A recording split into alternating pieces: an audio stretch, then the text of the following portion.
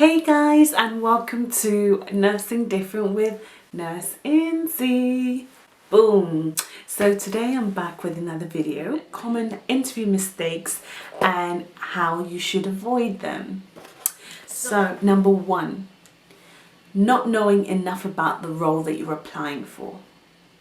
And again, that can come in two parts. So not knowing enough about the role and not knowing enough about the employer. So what you want to do is research all about the role. If you look at the job specification, you can actually see what the role entails, and that will give you sort of an overview of what the company's qualities are and what they stand for, and that really is what the interviewers may be looking for. So definitely have a look at the job specification. Any sort of document that comes within the job advert, you want to make sure that you read it. It's important. The second thing is being late to an interview.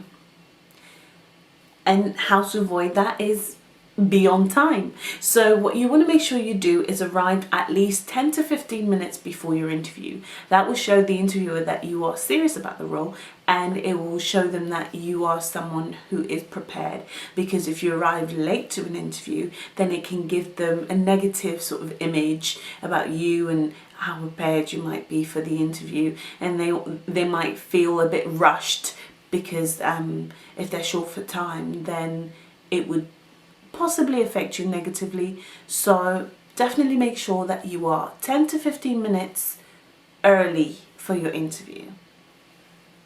The third thing that you want to do is be enthusiastic. The mistake is that some people lack enthusiasm, and enthusiasm isn't like just being so over the top and just in your face, but it's just showing a little bit of energy, showing that you are interested in the role, and essentially that's going to transfer onto the interviewer, and they're going to see that, wow, this person is really lively, they really love what they do, and they will be more likely to give you the position, as opposed to someone who's just kind of sat there like... Yeah, so you want to make sure you don't do that, and you show a little bit of energy and show your passion. Number 4. So this one is a little bit tricky for some personalities. So number 4 is arrogance. It's a good thing to be confident, but you do not want to come off arrogant. You don't want to come off as a know-it-all. So definitely tone down your confidence in regards to certain aspects. So if you're talking about yourself, it's good to be confident in talking about the stuff that you love. But if you come off as, I'm the best at everything, I do this the best, my way's the best, then you might come off a little bit arrogant, and actually that can put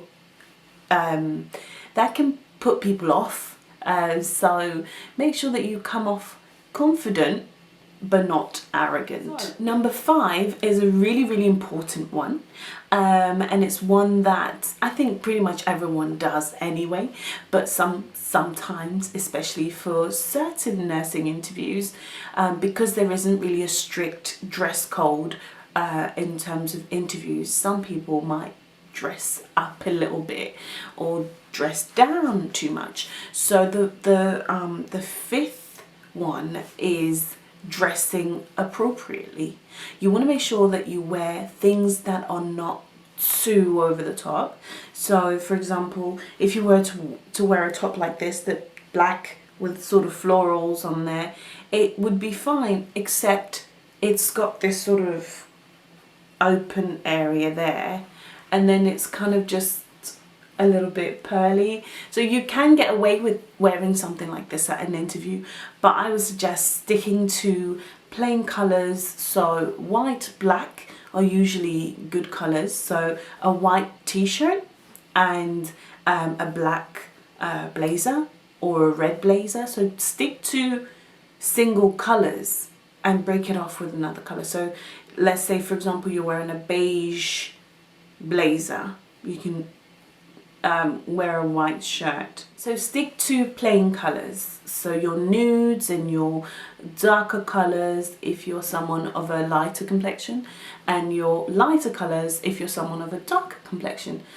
Wear something that complements you, but at the same time be mindful to not wear something that's too dressy or something that's not appropriate. So for example, jeans and trainers, okay, because you want to basically sell yourself and you want to give a lasting impression. So the last thing you want to do is make them feel like you didn't really prepare. Make sure you dress appropriately for your interviews. The other thing as well that's really important is body language.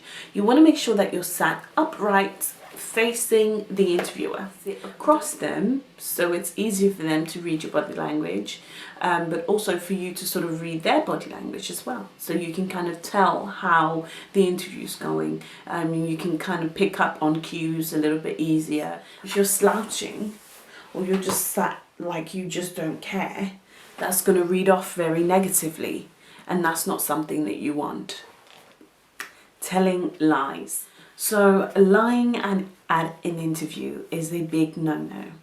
You want to make sure that your answers are based on what you've experienced, what you've done, maybe something that you've observed someone else doing. So you can also mention things that you observed doing and how it's helped you or shaped you in your practice or in the way that you do things. But definitely do not lie in an interview.